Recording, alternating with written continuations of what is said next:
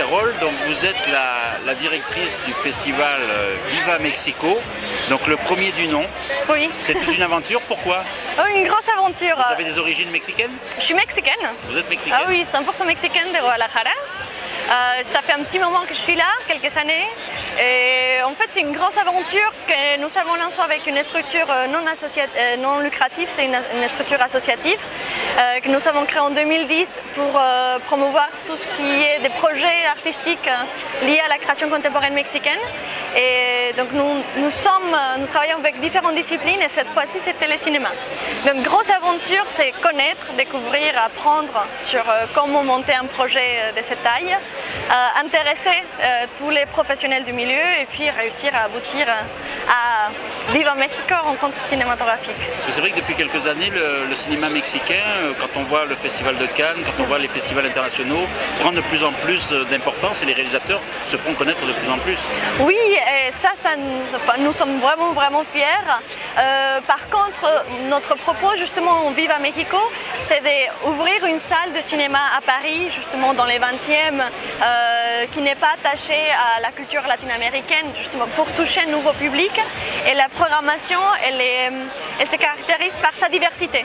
En fait, c'est une programmation complètement colorée, différentes tonalités, goûts, saveurs, thématiques, et qui aborde par soit des documentaires, soit des fictions ou des animations, des sujets qui ont du succès ou qui intéressent la société mexicaine. Donc c'est ça qui nous intéressait, surtout montrer ces films qui ne vont pas forcément arriver en France et qu'on croyait important de le faire.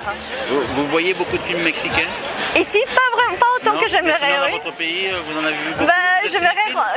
J'adore le oui. cinéma. Par contre, c'est un peu compliqué de rentrer aussi souvent pour pouvoir s'apercevoir de tout ce qui est en train de se faire maintenant.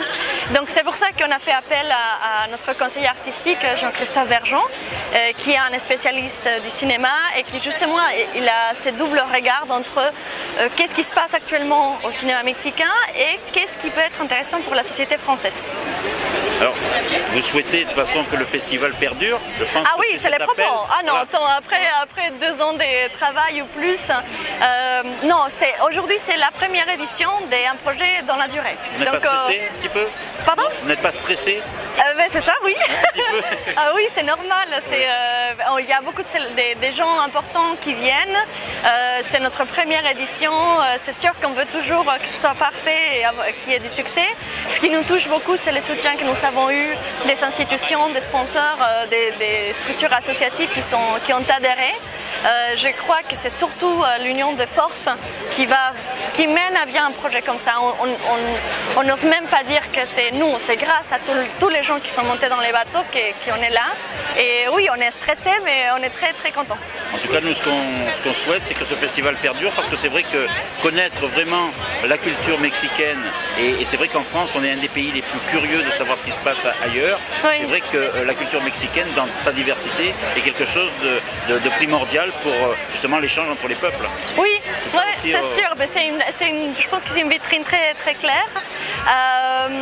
Donc en fait, non, c'est rendez-vous l'année prochaine pour la 2e édition Viva Mexico avec encore une sélection très diverse et très amusante de films. Alors nous, ce qu'on souhaite déjà, c'est que les spectateurs vont voir ça, votre interview dès demain. Venir. Donc ils vont venir déjà dès demain. Alors justement, nous on a fait tout notre mieux pour le mener à bien.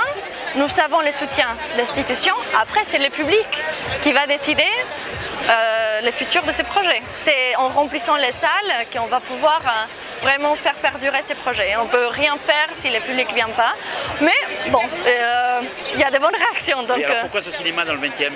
Parce que c'est eux qui nous ont ouvert la porte et parce que pour nous c'est important justement de sortir, de se détacher un petit peu des cinémas qui ont déjà une connotation qui travaille beaucoup avec l'Amérique latine.